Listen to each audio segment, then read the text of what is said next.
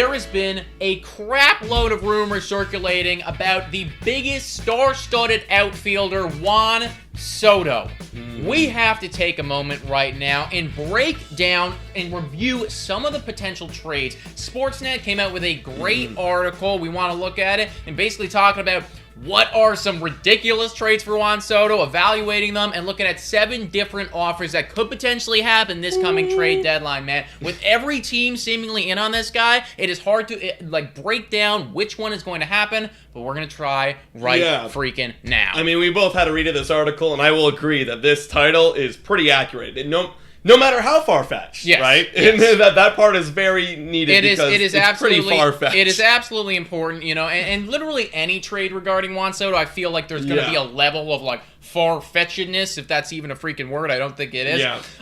But, these ones can get a little bit crazy. However, there is 1 or 2 on here that I was like, oh, I think that's actually pretty realistic. There's 1 or 2 on here where I'm like, I really could see that happening. So let's look at deal 1 right now. Right here. There we have it. It is actually with the Boston Red Sox, the team that we were just talking about, the team that we just annihilated. Goodbye. Literally.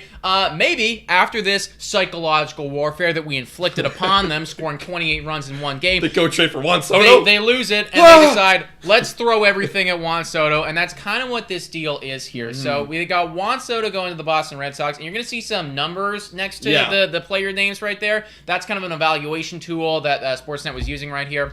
Juan Soto's going to Boston, and then in return, they got Marcelo Mayer, Tristan Casas, I think is how you say his name. Braylon Bello, who the Blue Jays annihilated this past weekend. Right. Tanner Houck, Nick York, and shortstop Xander Bogaerts. Huge. I mean, this one I actually found to be pretty interesting and maybe pretty realistic, honestly. I mean, I don't think the Boston Red Sox are going to go get Juan Soto. I just don't see that happening. But it does make sense if you're the Washington Nationals. I mean, you get the number 10, 14, 44, and 64 prospects. That's a that is Marcelo Mayer, Tristan, Brayan, and then Nick York. That is number 1 through 4 in the Boston system right there. I mean, that's what you're going to want. Exactly. You're going to want that. And then you're also getting a Xander Bogaerts. Now, we don't know if he's going to be he's not going to be on the same deal that he is on this year. He's definitely going to want a new one. Right. But it's possible that the Washington Nationals could extend him. Absolutely. He's still not super duper old, and they are willing to give up money. They have said that. And Tanner Houck, I was looking at this guy. I did not realize that he's got a below 3 career ERA in the major leagues. Yeah, he's really good. He's also in the bullpen. He's also in the bullpen now. That is true. So that's a factor. But still, I mean, we would love to have a below 3 ERA bullpen guy. He was their closer at one point. Yeah. He was literally their closer. So, I mean, that is honestly a big haul, and that's the kind of deal that would make a lot of sense, right? I mean, it's not like... They definitely want someone with a low service time in the major leagues. Xander Bogaerts isn't that guy, but he's a proven dude. And if you want to extend him, if you want to get an extension going with him, and you got 4 top prospects coming up around, I mean, it's going to be a nice rebuild. It is absolutely possible. Now, I will say, I don't really think this deal is going to happen because if I was Boston, and this is what I have to think, I think this is a great return for Washington. I don't know if this is the deal that Boston makes because they are giving up a lot right now. They are completely emptying the prospect capital right now. It's all gone, trading away one of their best players right now and a really young guy in Tanner Houck.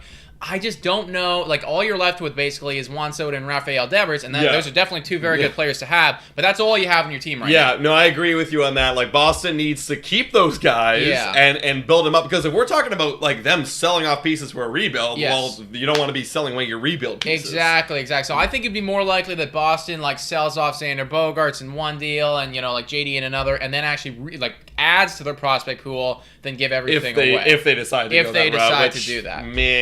We'll see. But, so that's deal 1 right there. Maybe on that one. Deal number 2. This is with the St. Louis Cardinals, and this is a team that we've talked about on this channel before as being what we think to be, top 3, top 4 candidates when it comes to acquiring Juan Soto. So here Juan Soto is going to them. They're giving up Dylan Carlson, outfielder, third baseman Jordan Walker, second baseman Nolan Gorman, and outfield Tyler O'Neill. Now this one's a juicy one because these guys are very low service time players that we've been talking about who have come up to the major leagues and have looked really good. And so that is kind of scary if you're looking from a straight up St. Louis point of view and you're like, okay, I am giving up a lot of this depth, but if you do want that Juan Soto piece, it'll be really worth it. It is tough. You think it's a good deal for these guys? So here's the thing, man. Like, I think I like this one actually more for the Cardinals than I do for the Washington Nationals. I like all these players, and Jordan Walker, if you guys don't know who Jordan Walker is, he's the 9th overall prospect in all of MLB. So, like, this is a very highly touted prospect here. But Tyler O'Neill, I mean, he had a great season last year. He's having a bit of a down year right now. He's 27, so I mean, like, a bit older right there. You got Dylan Carlson. He's got a 737 OPS this year. Now, he is a former first rounder and should be very good, so, like, there's that.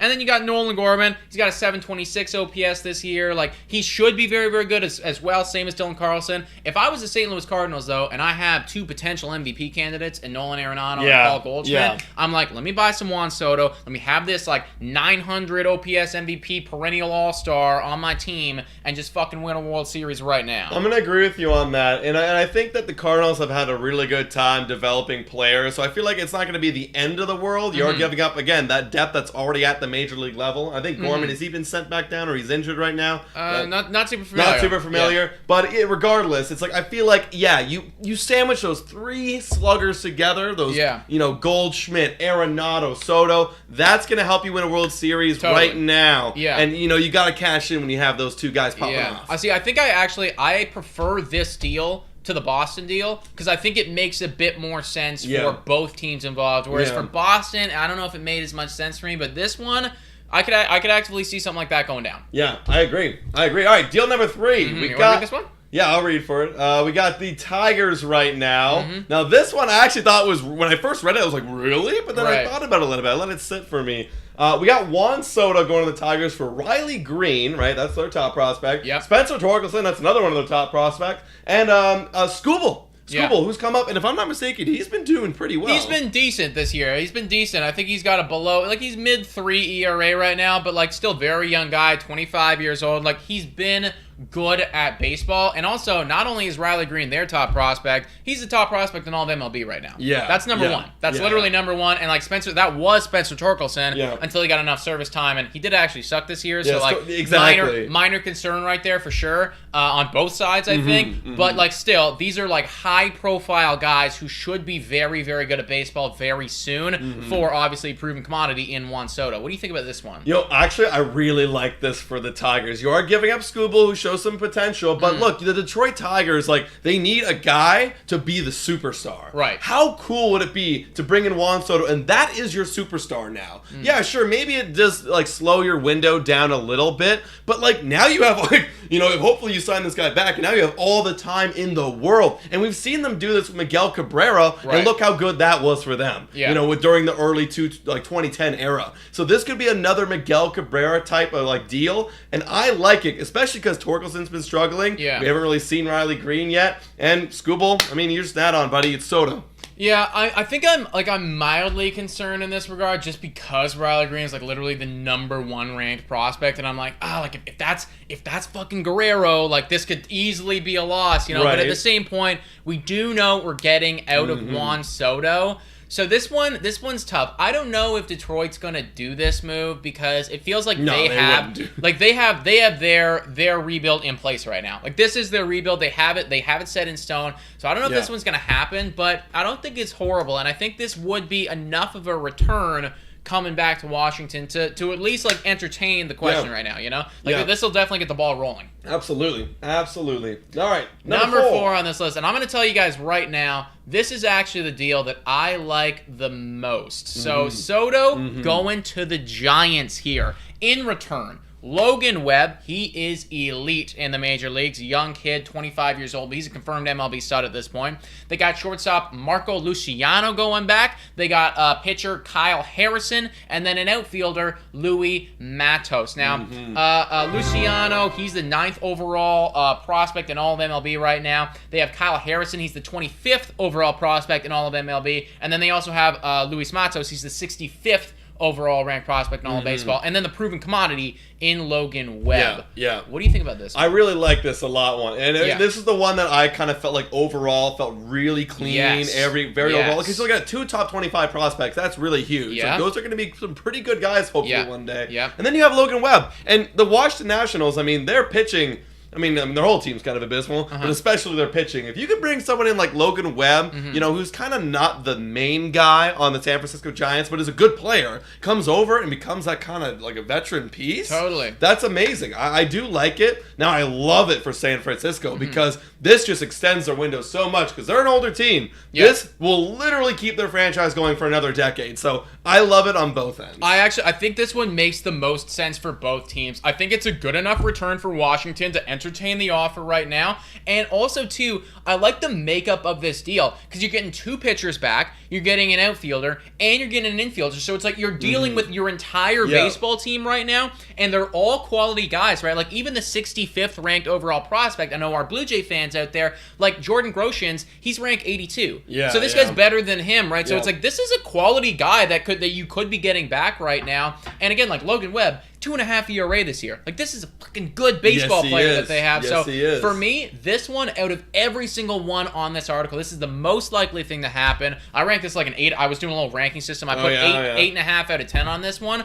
and I could totally see the Giants as well. Just being a squad where it's like I just feel like Juan Soto, you belong in a Giants jersey. Yeah, he does. I'm picturing like, it. It looks good. I don't see you in a Tigers jersey. Like I don't know. Like it's just like a Giants jersey. Absolutely. Yeah, I hear you. Now, this is where, for me, it starts to go into a little bit of a spiral. You know, there's starting to be some question marks. A little bit of questionability right here. Okay. So, number 5, it's to the Padres. Yeah. Now, Padres are competitive, but let's take a look at this deal first, and we can talk about the team makeup later. Yep. So, Soto going to the Padres for Jake Cronenworth, who is, an all-star. He's a great player. For one of their top, I think it is their top prospect, C.J. Abrams, big potential. However, he is a shortstop behind Tatis in the depth chart. Mackenzie Gore, another big prospect who hasn't really come up and found his place yet. And then Robert Hassel, the third.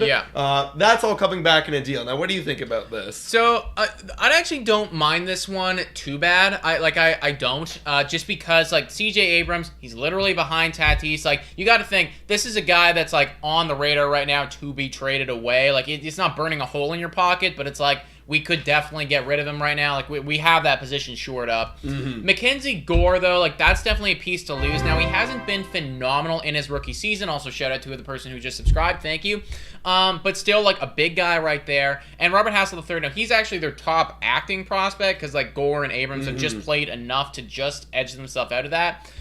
But I think that I think the premise right now of having Tatis, Juan Soto, and Machado on one baseball team, it's almost too crazy to comprehend. And look, for me, they're not signing him back. They're not going to be. No, they're not going to sign him back. Yeah. Like you already have Machado. You have Tatis to monster $300+ million deals. You're really going to get a guy for $440+? I just don't see that happening. So for me, that's why it kind of gets a little questionable. I don't think this will ever happen because it just straight up doesn't make sense. Like, you are trading all this capital for a guy for what, 2-3 more years? Yeah, you basically have him for 2.5 years. Now, I will say, the Padres management has been known to get a little freaking wiggy with it. Like, if they truly believe that, hey, we could win a World Series in these next 2 years, and if you actually believe that, Padres management, then I say fucking go for it. Like, do it, get your guy, and then win.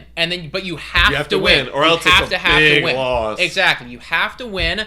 And as Adam's saying, it'd be very difficult for you to extend him. So if you don't win, then this is a big fat L. I do think this one's a bit more unlikely than maybe the St. Louis Cardinals one and the Giants one. I still think this is more likely, though, than the Boston one and probably the Detroit one, you know? All right, next up we got here Soto to the Marlins for Perez, Rogers, Jesus Sanchez, and Max Meyer. Okay, so what do you think about now? This for one? me, this is where the article starts to go off the rails a little Marlins ain't going to be doing it because they're in their division, first of all. That's the number one big red flag. It just doesn't make any sense. They're in their division right now, and also, I just don't see the Miami Marlins being the type of squad to come out here and shell out all this capital for Juan Soto. No. I just don't just ain't see gonna them happen. actively doing that. No. Especially with like some of the conversations that were had in the offseason and stuff like that. Like I don't think that they're the type of squad to do this, and this is a lot of capital to be given up for them. Yeah. I don't think it's gonna happen. It doesn't make any sense, and yeah, it just doesn't make any sense. I don't like it. I don't like that one. Deal number 6, nah, yeah, right. not a big fan. This And one yeah, is insane. This one's nuts. This nuts. one's Right nuts. here. We got Soto going to the Angels for Mike Trout,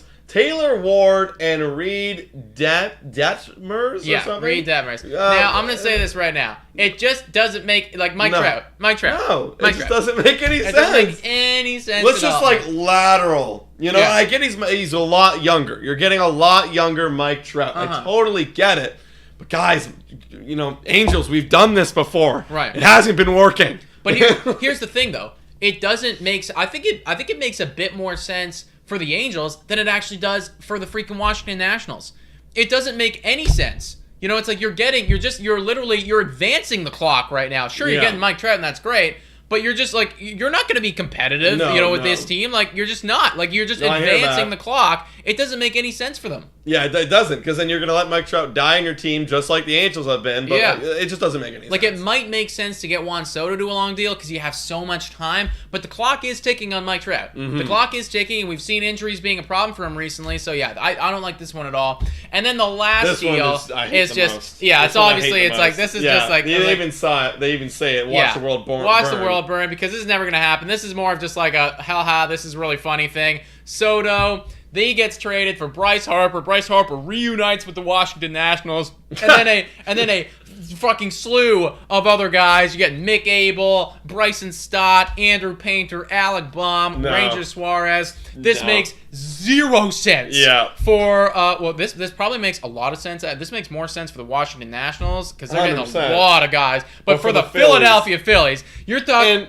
And first of all, to have that conversation, being like, well, let's trade back for Bryce Harper after the fan base literally ousted him. Yeah. Like, he's dead to them. Dude, do you know how much Bryce Harper would hate the Philadelphia Phillies? He would hate that. Like, I think that have to be in his contract. It's like, okay, so I'm not getting traded to the Washington Nationals. Right? It would just never. This would just never happen. It would never happen. And also for the Phillies too, it's like I'm not even convinced that Soto is going to be better than Harper for the next 3 years. I'm not convinced. Like, I'm not they'll probably be around the exact same. So it just doesn't make any sense at all. Doesn't make sense to me.